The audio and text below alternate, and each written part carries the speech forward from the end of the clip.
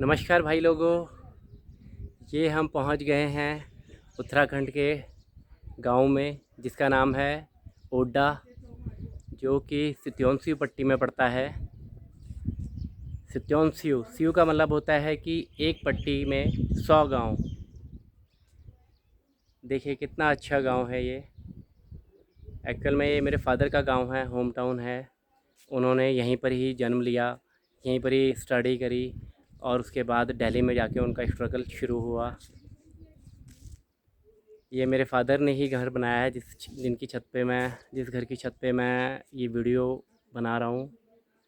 तो ये उन्होंने बिल्कुल दिल्ली जैसा फ्लैट बनाया है, जैसे दिल्ली में होते हैं, तो बिल्कुल हाई टेक तरीके से। तो मैं इस गांव के बारे में आपको कुछ बताना चाह रहा हूँ। इस गांव का नाम है ओडा, जहाँ पे मेरी दादी रहा करती थी।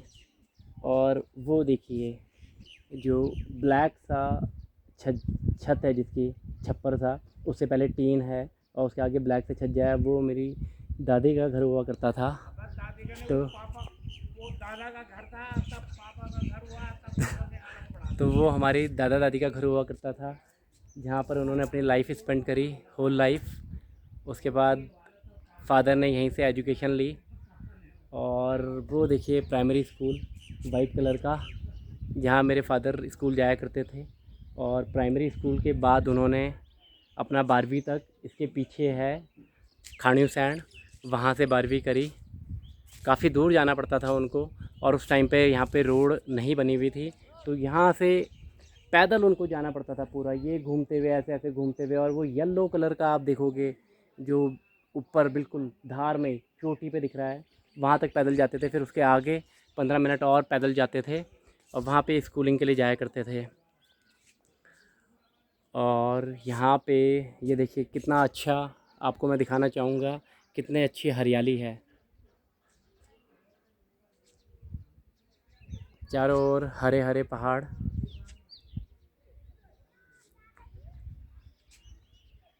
चारों ओर हरे भरे पहाड़।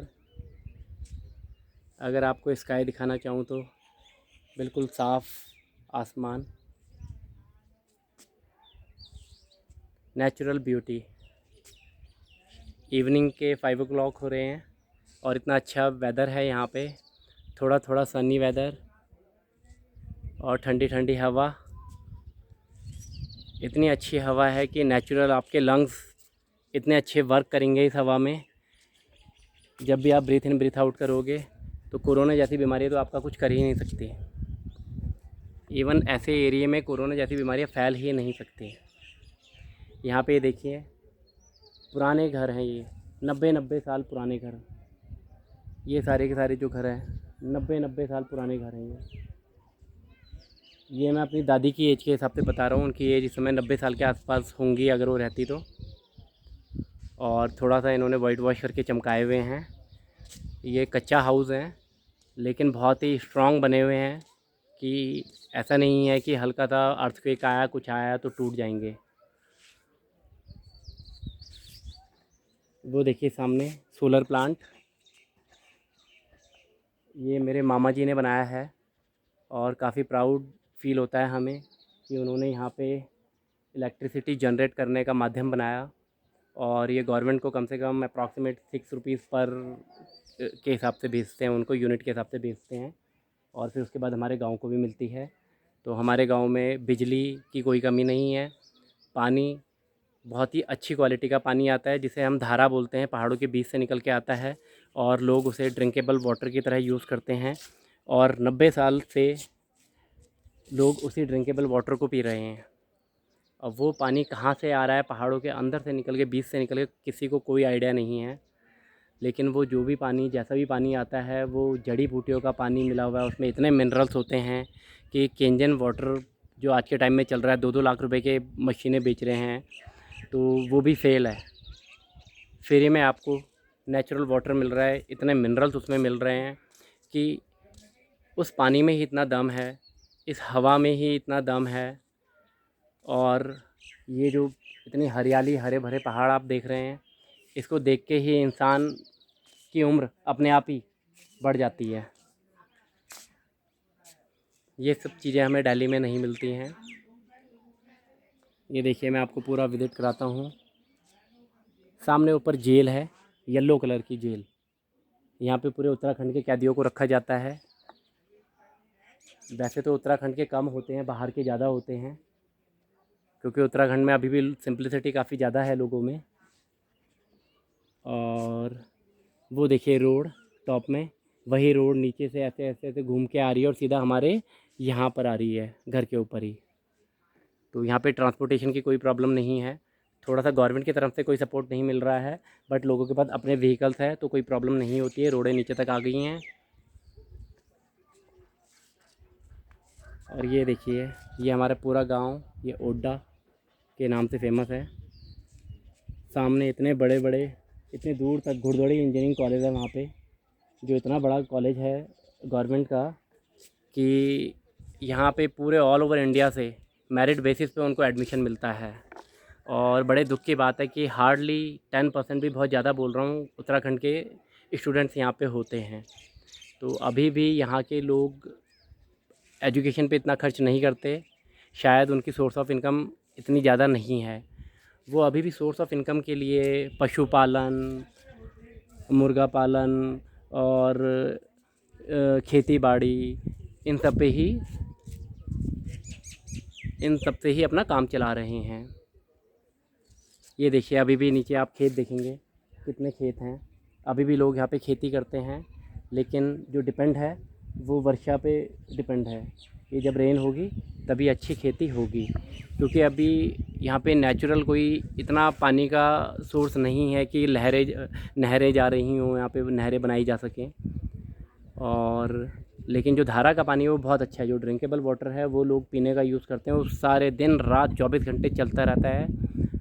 कहाँ से आ रहा है कुछ नहीं पता, बट बहुत सालों से, 90 सालों से भी ज़्यादा से लोग उसी को पी रहे हैं, उसी को यूज़ कर रहे हैं और बिल्कुल स्वस्थ हैं, हेल्दी हैं। ये हमारा अभी सनसेट होने का टाइम तो नहीं हुआ है, इवनिंग का टाइम है। देखिए कितना अच्छा व्यू, देख के ही दिल खुश हो जाता है। लगता है कि हम दिल्ली में क्यों रह रहे हैं। इस पहाड़ के ऊपर पीछे की तरफ कम से कम 8-9 किलोमीटर ऊपर चढ़ाई करने के बाद इस पहाड़ के पीछे गवर्नमेंट यहाँ पे बहुत बड़ी ताल बना रही है, आर्टिफिशियल ताल। उन्होंने पूरा प्लेन कर दिया है उसको, और बहुत बड़ा गांव था इसके पीछे। तो वहाँ पे वो उस आर्टिफिशियल ताल को बनाएंगे, डेवलप करेंगे। वहाँ पे सारी बोटिंग होगी और एडवेंचरस एक्टिविटीज़ होंगी, काफ़ी सारी चीज़ें होंगी। तो इससे थोड़ा गांव वालों का रेवेन्यू जनरेट करने का सोर्स ऑफ इनकम बनेगा किसी तरीके से। ये देखिए, यहाँ पे आप देखेंगे बनाना ट्रीज़ हैं। बनाना यहाँ पे आराम से उग जाते हैं। और ये अखरोट के ट्रीज़ हैं, यहाँ नीचे अखरोट के ट्रीज़ हैं। और यहाँ पे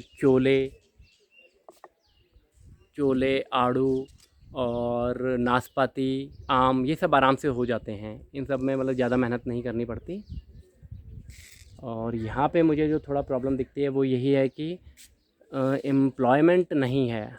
एम्प्लॉयमेंट के लिए सिर्फ या तो फॉरेस्ट में गवर्नमेंट जॉब्स हैं और स्कूल कॉलेजेस में हैं गवर्नमेंट जॉब्स, और बाकी लोग खेती बाड़ी करके, पशुपालन करके और दूध वगैरह बेच के इसी तरीके से अपना जीविकोपार्जन करते हैं। ये हमारा मंदिर है, ये हमारा मंदिर है। इसे हमारे नेगी शोरों ने ही बनाया है। तो 8-10 फैमिलीज़ ने मिलके ही बनाया है। काफ़ी अच्छा मंदिर है। और ये भी सामने भी एक मंदिर देखेंगे आप, वो भी नेगी फैमिली ने बनाया, लेकिन वो दूसरी फैमिलीज़ है, मतलब अलग उसमें पड़ जाती हैं वो, तो उन्होंने बनाया है। तो कुल मिला के ये हमारा पूरा ओड्डा गांव का विवरण है।